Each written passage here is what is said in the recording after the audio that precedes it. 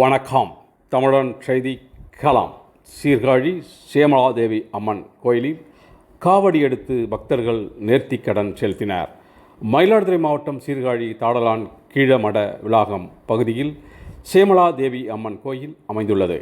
இக்கோயிலில் ஆண்டுதோறும் பங்குனி மாத உற்சவம் வெகு விமர்சையாக நடைபெறுவது வழக்கம்.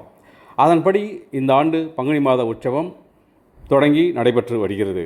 விழாவின் முக்கிய நிகழ்வாக பக்தர்கள் பால்குடம் அளவு காவடி எடுத்துக்கொண்டு நகரின் முக்கிய வீதி வழியாக சென்று கோயிலை வந்தடைந்தனர். தொடர்ந்து அம்மனுக்கு மஞ்சள் திரவியப்பொடி, பால், தயிர், சந்தனம் முதலான நறுமண திரவிய பொருட்களை கொண்டு சிறப்பு அபிஷேகம், தீபாராதனை நடைபெற்றது. இதில் திரளான பக்தர்கள் கலந்து கொண்டு சுவாமி தரிசனம் செய்தனர்.